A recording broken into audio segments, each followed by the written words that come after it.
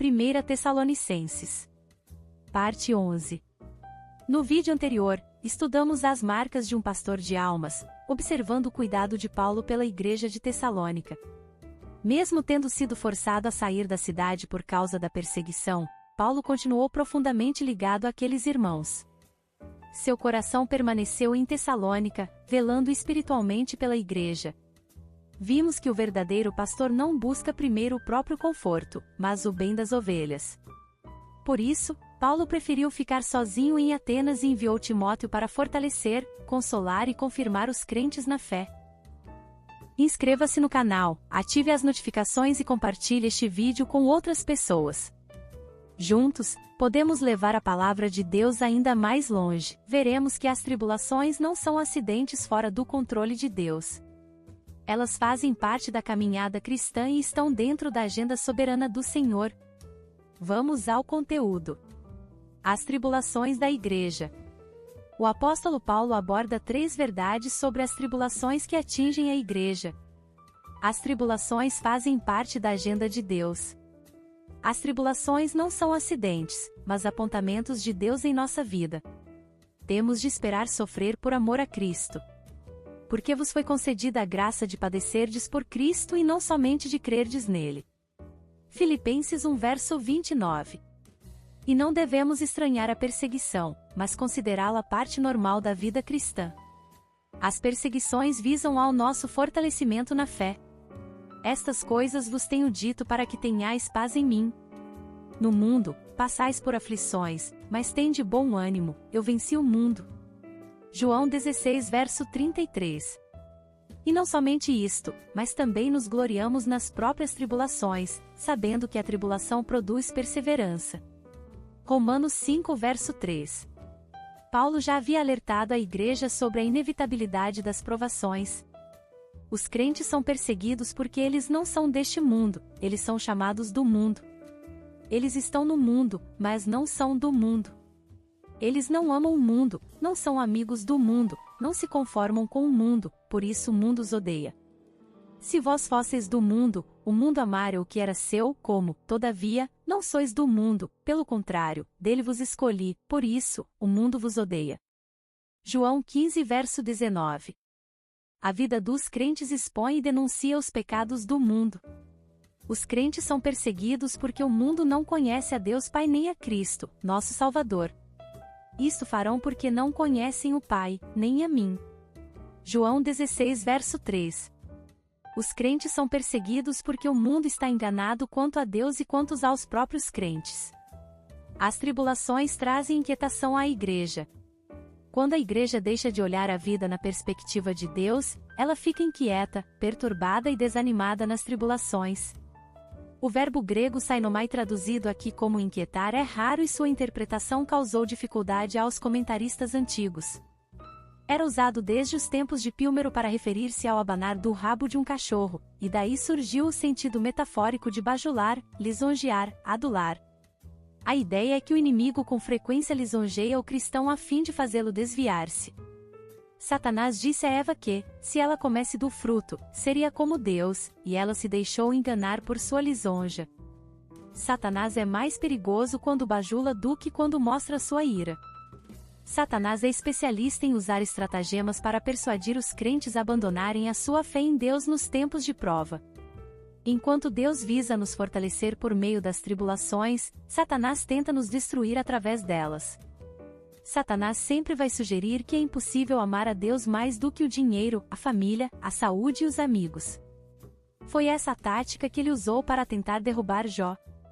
Precisamos nos acautelar tanto do ataque de Satanás quanto de sua sedução. A blandícia do diabo é pior do que o seu rugido. William Hendricks ensina que a arma do inimigo da fé nem sempre é só a espada. Às vezes ele surge, com chifres como de cordeiro. Vi ainda outra besta emergir da terra, possuía 2 chifres, parecendo cordeiro, mas falava como dragão. Apocalipse 13 verso 11, com suas palavras e lisonjas, como um cão que abana sua cauda. O mesmo escritor ainda assevera que indubitavelmente, para Paulo o diabo era real, verdadeiramente existente, um oponente muito poderoso e terribilíssimo. Os que negam a existência real e pessoal de Satanás deveriam ser consistentemente honestos, a ponto de confessar que tampouco creem na Bíblia. Os inimigos do Evangelho estavam tentando seduzir os neófitos tessalonicenses, dizendo-lhes que Paulo não se importava com eles, que o velho apóstolo os havia abandonado e o melhor que eles fariam era retroceder e abraçar novamente o paganismo. Timóteo, porém, foi enviado a Tessalônica exatamente para impedir que tal bajulação em meio à angústia da perseguição tivesse êxito. O inimigo atacou a igreja de Tessalônica de várias maneiras, como podemos observar a seguir. Atacou a igreja espalhando mentiras e boatos acerca de Paulo. Os inimigos da igreja tentaram macular a imagem de Paulo, colocando-o como um aproveitador e um mercenário. Paulo se defende por saber que se os acusadores lograssem êxito quanto ao mensageiro, desacreditariam a mensagem. Atacou a igreja através do vergonhoso tratamento dado ao apóstolo e aos novos crentes. Atacou a igreja confrontando face a face os crentes e opondo-se à sua fé, ameaçando se eles falassem do nome de Cristo. Atacou a igreja por meio de agressão física. Atacou a igreja usando a lei e a autoridade civil contra a igreja caso ela continuasse a adorar e a falar sobre Cristo. Porém, apesar de todos esses ataques e perseguições, a igreja permaneceu firme na fé. As tribulações trazem sérios riscos à causa do Evangelho. Paulo envia Timóteo para fortalecer a igreja por causa do seu temor de que o tentador vos provasse e se tornasse inútil nosso labor. O ministério é um combate contínuo e sem intermitência. Há uma interferência sem trégua das forças espirituais do mal contra a igreja e não podemos fechar os olhos a essa realidade. O tentador não tira férias, não descansa nem dorme. Ele está a todo tempo, em todo lugar, com seus agentes malignos tramando, tentando, perseguindo e colocando ciladas no caminho do povo de Deus para derrubá-lo. Muitas pessoas abandonam a fé no meio do espinheiro das provações, escandalizando-se com o Evangelho. Precisamos estar atentos. Paulo recebeu da igreja notícias consoladoras. Destacamos 3 verdades consoladoras. Boas notícias da relação dos crentes com Deus e com o apóstolo. O mesmo Timóteo que fora representante de Paulo perante a igreja de Tessalônica, agora é representante dessa igreja perante Paulo. Timóteo regressou de Tessalônica trazendo notícias alvissareiras acerca da fé e do amor dos crentes tessalonicenses. Aqueles irmãos estavam firmados na fé e arraigados no amor uns pelos outros no meio da mais terrível tempestade de perseguição. As provações, em vez de destruí-los, os fortaleceram, em vez de separá-los, os uniram ainda mais. Não há maior alegria do que saber que os nossos filhos na fé andam na verdade ainda que sofrendo provações. Howard Marshall preceitua que essas boas notícias trouxeram consolo a Paulo, a ponto de ele expressar seus sentimentos numa explosão de alegria. O coração do apóstolo está em chamas pelo Senhor e transbordando de amor pelos crentes de Tessalônica. Os crentes de Tessalônica estavam não apenas com uma correta relação com Deus, mas também com o seu Pai na fé. Eles tinham uma relação vertical e horizontal certa. A campanha difamatória dos inimigos não pôde destruir a reputação do apóstolo na igreja tessalonicense. Eles guardavam grata memória de Paulo. O apóstolo era um homem de mente brilhante, mas de um coração sensível. Ele valorizava os sentimentos e cultivava profundos relacionamentos. Boas notícias que consolam a Paulo em meio às suas lutas. Paulo estava em Corinto enfrentando grandes privações e tribulação, mas ao receber a notícia de que seus filhos na fé em Tessalônica estavam firmes na fé, ele foi consolado.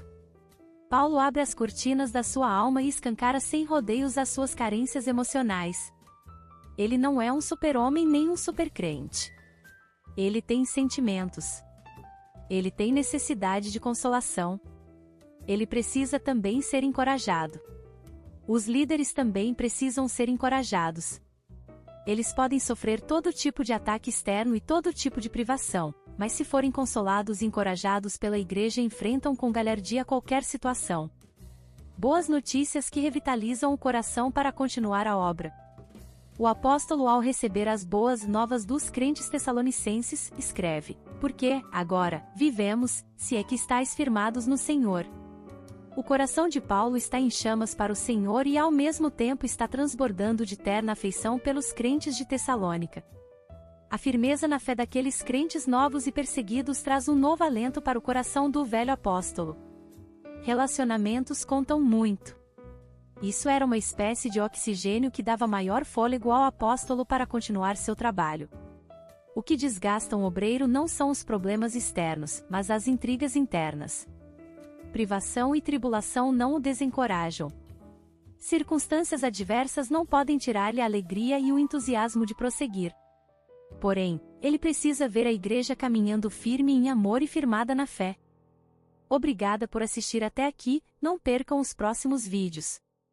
Graça e paz, irmãs e irmãos.